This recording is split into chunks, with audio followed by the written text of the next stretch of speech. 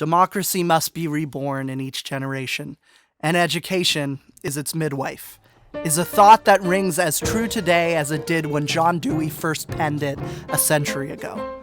If the next generation does not develop the democratic values, civic skills, and public-minded determination to tend to, innovate on, adapt, and grow our civic culture, then our nation's public life will assuredly wither, taking our democracy down with it. A single AP government course is not enough. George Mason High School students need to be able to do more than just memorize Jim Moran's name, or know how a bill becomes a law, or be able to explain why the 7th Amendment allegedly matters, or understand Marbury versus Madison. They also need to develop the hands-on skills, experience, and commitment that are required to become the confident, public-minded, world-changing, problem-solving, civic creators that our society desperately needs them to be. Put another way, knowledge of how the federal government works, deliberative practice, and historical literacy are indeed important parts of what it means to be a good citizen. But civic creativity and public action are too, and Falls Church students need to have their learning in those aspects of public life fostered as well.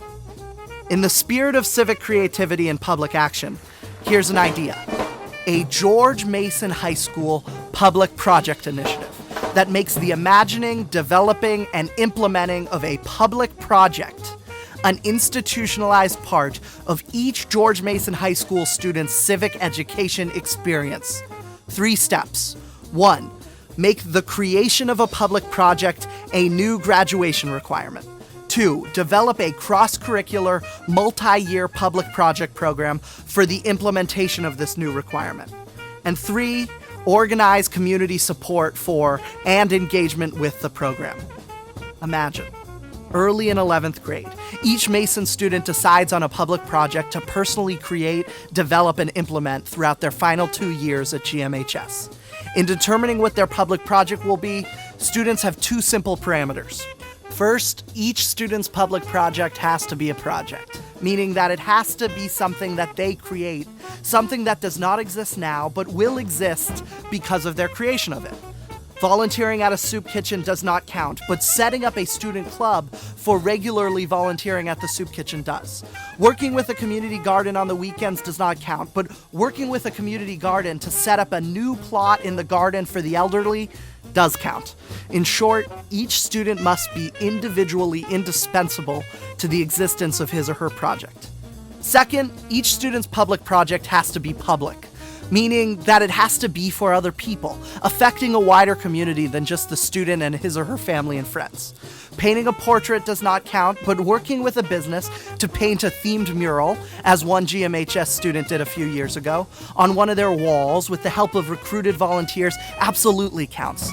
Getting experienced in yoga does not count, but working with the athletic department to set up a new yoga unit and PE class counts. In short, each student is engaging with his or her community to build a project that affects his or her community. Before embarking on their project, each student will spend much of the first half of 11th grade investigating the community and problem that their project addresses and refining their idea. During this period, they will explore what other organizations and projects are in the same space as theirs, whether their project would be better accomplished inside or outside a present organization or system, what their theory of change is, what populations and groups would have a stake in their project, and what scope is realistic for their project given their time and resource constraints. Early in 11th grade, students also recruit an advisor for their public project. The advisor must be an adult who is not the student's parent. She can be a civic or business leader in the public projects area, a family friend, or even a coach or teacher or staff member at GMHS. Each student's advisor will mentor, brainstorm with, and advise each student as they translate their idea into a reality, as well as help their advisee navigate the public institutions that each student needs to engage with in the process of creating her public project. The GMHS PTA could even help set up a pool of willing advisors in the community on which students could draw in their search for an advisor. Now check this out. Each student in 8th, 9th, and 10th grade will be required to work on an upperclassman's public project. The upperclassmen will have a chance to exercise leadership and team-building skills with the younger students, while the younger students will learn the importance of not only one-off community service, but deep civic activism and youth power. In addition, it will prepare the younger students for their own public projects later in their high school career. And the whole thing does not have to be independent of standard classes. The English and history departments could integrate the public project program into their curricula. For the 11th and 12th graders working on public projects, an English class unit on persuasive and deliberative writing and speaking would be tremendously beneficial. Every mover and shaker in society needs to be able to clearly articulate ideas, explain why they are passionate about them, and outline the benefits of said ideas to skeptical audiences. On the flip side, everyone working with others needs to master the art of deliberation, how to listen to others' ideas, how to use criticism to improve ideas, and how to understand clearly how ideas affect different groups of people. One can envision an inspiring unit where students watch and read persuasive cases for historic public ideas, analyze them, and draw lessons from their use of language, while all the while writing and refining their own persuasive cases for their own public projects. History class could provide students with an engaging unit on placing public projects into historical context. Each student could write a research paper on the historical precedent for their projects. A student working on establishing more bike lanes could write a paper on the history of the bikeability and walkability movement in towns across the country.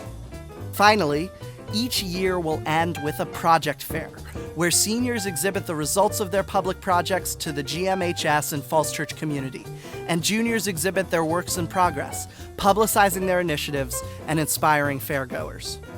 Examples of public projects could include refurbishing the junior courtyard, lobbying to change a school policy, establishing an innovative mentoring program, building a new monument or play area on the bike path, starting a local green energy initiative, filming a documentary on local history or a regional issue, starting a political movement or opening up a George Mason or Falls Church chapter of a larger movement, organizing a local group to lobby the state legislature or Congress to pass a law, or developing a new fundraising event to raise money for a cause. Pretty much anything that's their own public project, that's in the public interest, and that gets the student jazzed about creating something new for their community. A public project program would teach personal and civic skills to participating students, as well as deepen the school and city communities. First, it's a unique self-driven lesson in commitment, leadership, creativity, and resilience. Each student who goes through the public project program experiences the pride and confidence that comes with turning her own new idea into a reality, learns a deep lesson in commitment, a lesson unique to taking responsibility for something as one's own, develops both a creative problem-solving attitude and determined resilience, qualities needed in navigating the bumpy terrain of translating personal ideas into public initiatives and public initiatives into lasting community creations, has a compelling, unique new line on their college application and resume, and grows leadership skills through her management of a team of younger students. Second, it builds civic skills, making every student a civic leader. Each student who goes through the public project program learns about an area of their community in an active, deep, and hands-on way, develops skills in both public problem identification and public problem solving, learns how to navigate public institutions, governments, administrations, businesses, civic society, funding sources to achieve a goal, and gains a deeper understanding of the role that public leadership, public initiatives, and public work plays in society. Finally, a George Mason High School public project program weaves an even tighter bond between the GMHS and Falls Church communities. Each student gains a mentor, an adult invested in not only the student's project, but in his or her wider education and growth. Students become more invested in the public world around them, for they have had a hand in shaping it. Social capital is built up in the school community as younger students make connections with older students while working with them on their public projects. Faculty and staff morale improves as any adult in the school community, the principal, a secretary, a janitor, a coach, a nurse, a teacher, a counselor, can be a student's public project mentor.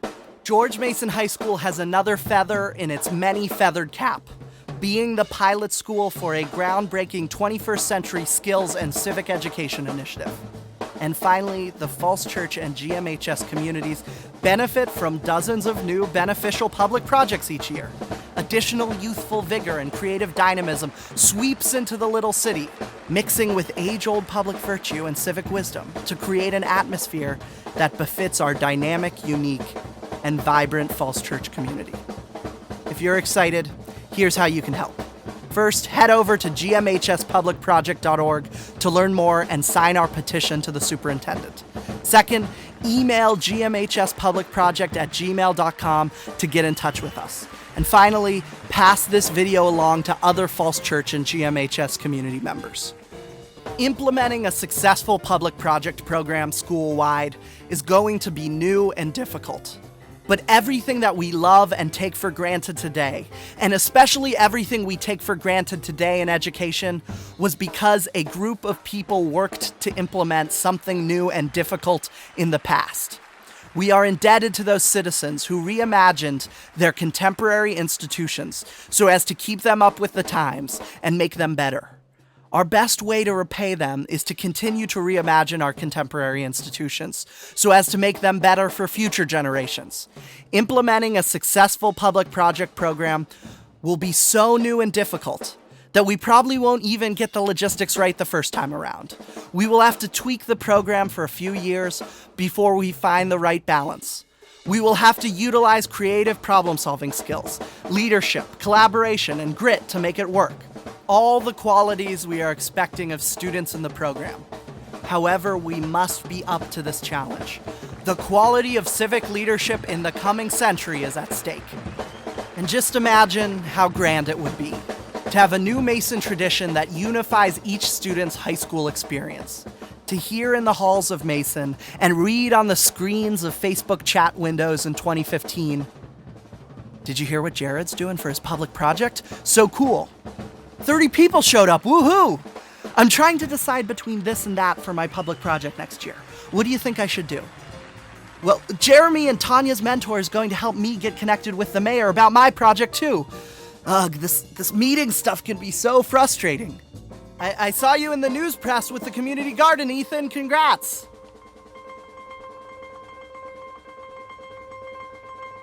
Join up. A public project for every George Mason High School student. A life lesson in civic creativity and democracy reborn in a new generation.